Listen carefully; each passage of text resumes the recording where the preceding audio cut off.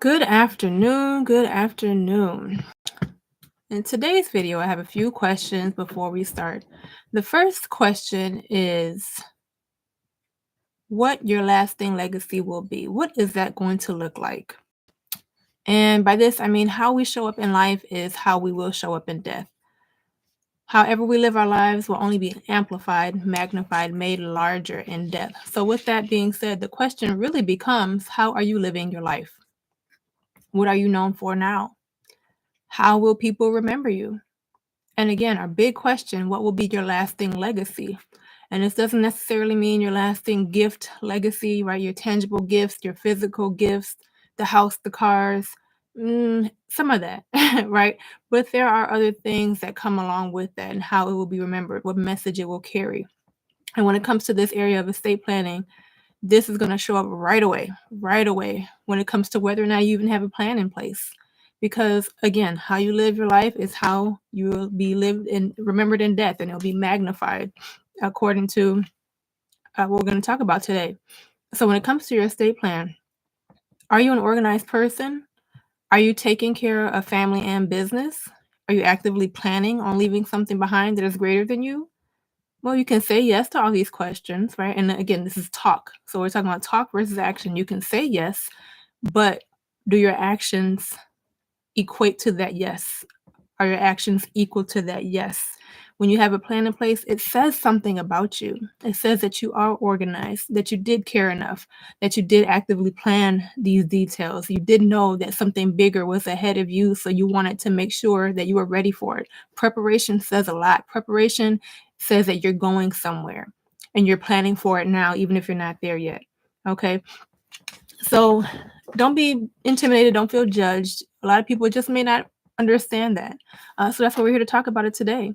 Because the beauty of estate planning, while so many people are afraid of it, they're afraid of the topic of death, they're afraid of what happens if, the reality of it, number one, is that it will happen.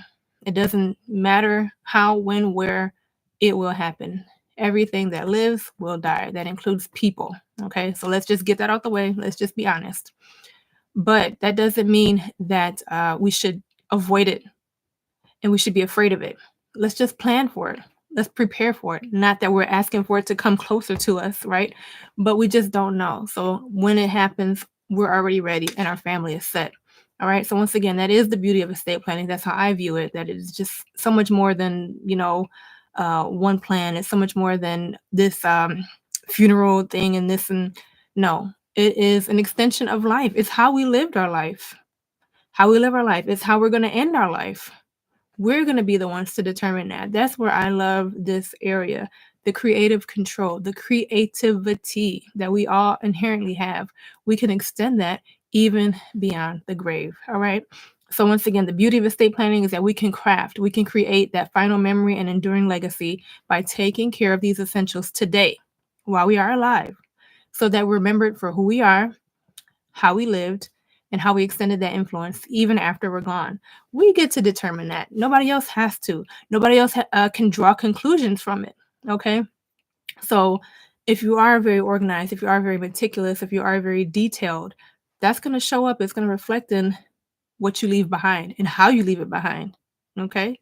Um, and if you say you are, but then you don't do that, there's going to be this conflict there, this incongruence, right? And we want to make sure everything is congruent, everything flows because life is going to continue to flow. Life is going to continue to happen. When we're gone, we're still going to have someone here that we care about, that we love, or we're still going to have a cause here that we care about, that we love. We're going to get into that. So, how can we extend some of this into that once we're gone? Okay, because physically, we're not going to be here anymore. We know that. But our essence of who we were, right? Our memory, that kind of spirit, that lasting legacy, that can extend past our days here on earth. So, in order to do that, in order to really show up in life and show up in death the way we show up in life, to make it bigger and larger than ever before, we're going to focus on these three key areas. And you're going to see why when we talk about it. All right. So, the first area that we're going to really focus in order to live a greater life after death is character. Character. Who are you? Essentially, like, what is your character like? How do you move about in the world? How do you influence people? How do you relate to other people? How do they relate to you? How do they see you? But how do you projected, right? Who you are in life will only grow even greater in death. And before I get into the kind of two polar extremes that you might hear a lot, if you feel like you're not living this great life that we're promised, I believe, and that we are that we do have access to, that is available to us, those are my true beliefs. If you're not doing that, it may show up also again in death. It may be like a small legacy or memory or two here and there. So really think about that, and don't let fear be a factor in this at all. Let's leave that out of the way once and for all. Let's talk about us, who we are, how we want to be remembered. And that starts with how we're living now. What is your character like? So if your character is like one of fear and timidity and you tend to fall back, how long are you going to be remembered for that? It might be a tough question, but let's just think about that, sit with that for a while. It's not a judgment, just a thought. If you want to change that, you can. Okay? So now let's go into the extremes, the character extremes of those we know. We know they were here. We know they made an impact. All right? Two of them. One of them is on my bookshelf here a few times, Dr. Martin Luther King Jr. The other one we don't ever want to talk about, but can't deny the impact, and that is somebody like an Adolf Hitler. Okay? Two opposite ends of the spectrum, two totally different polar differences in character. One has an endearing legacy, that is Dr. King, right? We revere him to this day, nearly 60 years after his assassination. We just celebrated his 95th birthday this year with his federal, right, national holiday in January. And I believe as people continue to really study who he was and the impact he made, read his books, his legacy is only going to continue to grow because his character was that big in life. Okay, so do you see how 60 years later, it's continuing to grow and be remembered very well? Because he was not necessarily popular in death. When you take the high road or you take a different road, you're not necessarily going to be popular. Okay. So popularity is not a factor here, because when we think of the other end of the spectrum, Adolf Hitler, he was popular, right? But his legacy is stained with hatred. It's something that we don't want to remember. It's a very dark legacy. That's not something we want to cling to. It's a very disgusting legacy. All right. But nonetheless, that endured because that was his character. So think about that. Where is your character at now? How do you want it to be seen after you're no longer here? And when it comes to this issue, this question of character, you don't have to necessarily think of someone who's well known, even though, right, we can kind of relate to them because they're global figures in that way. Nelson Mandela, who's also on books, another one that we revere him, right, and all of he went through, the character to just endure the suffering that he went through for this cause greater than him, right? That is something that we can relate to and we can honor and appreciate. And so in his death, he continues to live at an even higher pedestal, right? Even higher footing than he was when he was alive. As hard as that is to think of, because he was already so globally revered, right? But again, these are just figures that we all kind of know. We know throughout history that we can relate to, that we can see. We can all kind of see these commonalities, all right? But it doesn't have to be someone you know necessarily. And let's just think of some people that we know in our lives now, okay, that are living. Let's just think about them. It doesn't matter who it is. Think of someone who embodies an upstanding character to you. Okay, think of someone who just emanates kindness and generosity, correction too. We all have like that one strict auntie or grandma who loves you dearly, but they will tell you when you're wrong out of love, right? And you appreciate that. So think of someone like that who you'll know them, you'll remember them. They make this very positive impact in your life. And now think of somebody who is just uncouth, who's just nasty, who's cantankerous. They have a very kind of nasty spirit. They're mean-spirited, right? Or maybe jealous. Just somebody you don't want to be around, you don't want to talk to. Somebody who's never really satisfied, or somebody who's like really controlling and domineering. For some unfortunate people, who's abusive, right? Whether physically, emotionally, psychologically, right? But they just have this very nasty character. What happens when they pass away? Whatever that character is, it will be remembered. Okay. So I remember when I was talking about somebody who embodies like this character of kindness but correction. I have an aunt who passed away about 5 years ago. And she was almost like a second mother to me. She was very, very loving, very generous. But she would let you know when you were wrong, right? And she was never like physically, she didn't hit us, nothing like that, but she could just say something to you and you just didn't even wanna disappoint her. Okay? Like, that's the kind of person she was, and even though she's passed on, I still remember that, and I cherish it so dearly, right? The same thing with my father. He was someone you did not wanna mess with. He would give you a look, just a look, and that was enough, right? But I still remember it so well, 11 years after he's been gone now, right? And so a lot of us have those kind of parental figures or other elders in the family that we can relate to, you know? And then for some of us, they may be on the opposite end. You're somebody who's just very mean, very nasty, and, they're not gonna be remembered well, right? So that's the character issue again, because how you live will show up in how you are no longer alive, right? That's gonna that's gonna be what's remembered about you. All right. So that's just one area of focus on our topic today is character, the character issue. The second one is control. And I'm not talking about controlling other people. Controlling other people is not a human function. Okay. Even as parents, we don't control our children, we guide them, we lead them, we're shepherding their lives, we steward them, we guard them and protect them. We don't control them at all. So, control is not a function for humans to have over another human being. All right. That's my philosophy. I will stand on it till the day I die. All right.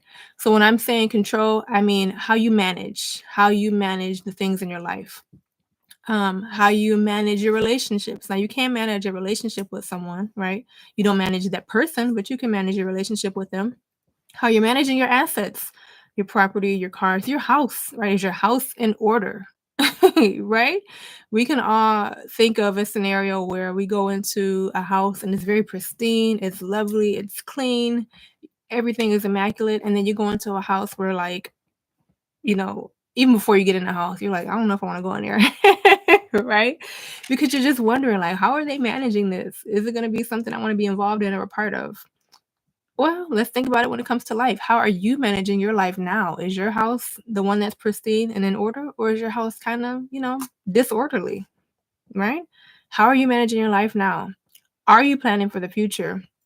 Do you feel like your life is not out of control, but it's just not organized in a way that is going to set you up for success later? Think about this. These are questions to ask.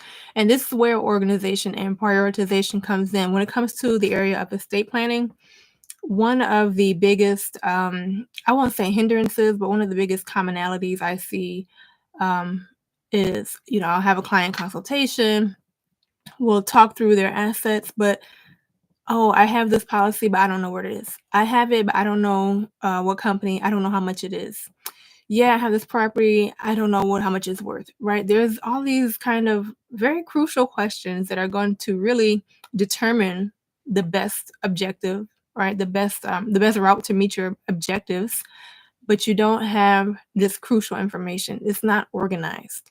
Organization is a big part of planning. It's a big part of protecting and managing your assets, your legacy, right? Even when it comes to things like your pictures, your portraits, family photos, all these very, very invaluable. They're assets to me. They're invaluable because they just build memory wealth. They compound that for the next generation and what your whole family stands for, the values, all this stuff. Where is it? Are you even considering that as part of the plan? You know, that's organization. And then prioritization. Is that even important to you? What is important to you?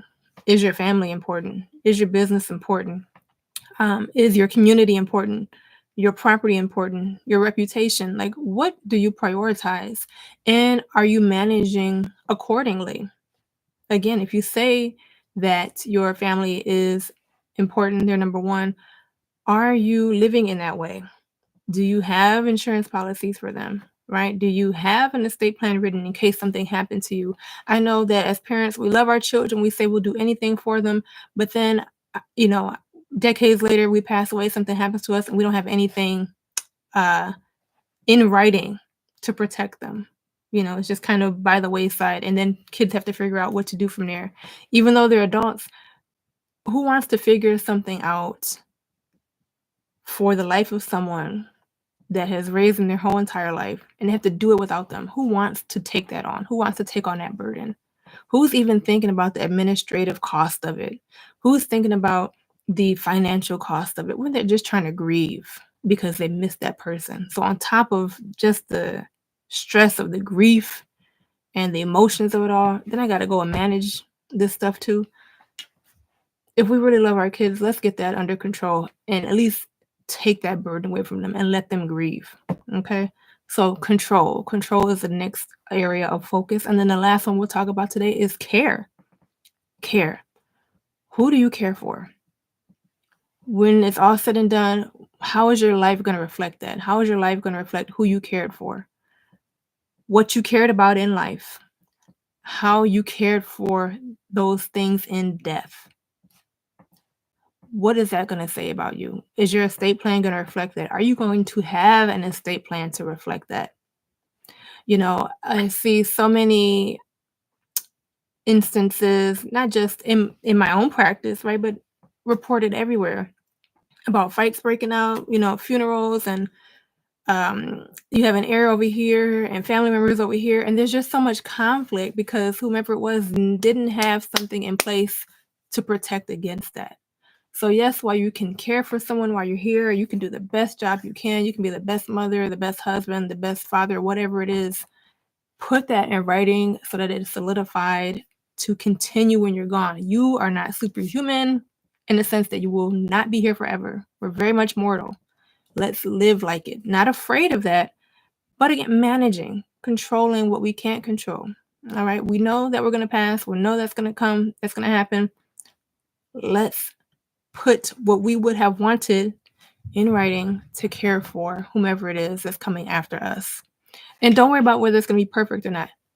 See a very qualified professional, right? It doesn't have to be me, it could be another lawyer in your community who can assist you as best as possible. Let's forget the notion of everything needs to be perfect, because never will it be. Period. It will never be perfect. But can it be as close, as perfect as possible for what we have to work with? Yes. To avoid all the messiness that comes with probate and death and family fights? Yes, absolutely. Absolutely. Okay. So again, care. If you care for your family so much in life, leave a plan for them in death. Okay. Because they will only extend that care. And then life enhancing qualities like property, like insurance proceeds, like other bank account funds, stock portfolios, trust accounts. These things matter. I know there's a lot of pushback about like, oh, trust fund babies and all that stuff. And that's where this next part comes in. Life lessons. Okay, so first of all, with the trust, you can always put in parameters so that they don't get money right away. They have to meet some kind of qualifier. All right, so it can be managed accordingly. But life lessons. Yes, they can know that they have a trust coming up, but hey, if you don't start this business or you don't get this job or whatever it is, right? Teach them something so that they can then use the proceeds to enhance their life and the lives of the people that they are sent here to touch, whether it's their own family, whether it's their community, their clientele. Think of it in that way. Don't think of what you don't want them to do, but think about what they can do for it. Extend your care for them in that way. All right. And then the care for your causes. What drives you? We all love our families, want to take care of them, yes, but we're not just family figures, right? We have other either professional needs and desires, or we have other community cares. So what do you care about? Are there books that you want to write? Are there books that you just love so much that you want to make sure everybody gets a copy of it, right? Are there organizations that you volunteer, that you've begun, or that you dedicate any time to? Churches. I know church is a big one for a lot of my clients. They make sure that church is in their will, and that is absolutely fine if that's what you care about, right? Donations, philanthropy. What causes fuel you, and what causes are you so dedicated to that you want to be remembered for even after you pass away? So often, if you look at any like university organization, a lot of times they will have legacy like scholarships or some kind of legacy program named after an individual who passed away, but they cared so much about it, right, that they left this set amount of money, or that they named this program after this individual because that was their cause. and they're no longer here, but they can still be remembered. And that's going to only, again, go into the control part that we talked about and the character part. So they'll be remembered for all of these things, and they will be remembered for a longer time period than simply the time they spent here on earth. Okay, so that is the lesson for today, is just really to think about how we're living our life now. If it's if you feel like it's in disarray, that's fine. This is not a judgment, but think about it, because you can change it. And the good news is you can change it until the very end. And you don't know when it is, so do it as soon as possible, but with a sense of confidence and a sense of excitement that this is what you get to do. This is something that you get to fashion. This is something that is under your control. This is something that you get to create. And this is something that you get to be remembered for. Okay. So until next time, we will see you next Thursday, March 14th, same time, 1:30 p.m. Eastern Standard Time. Bye.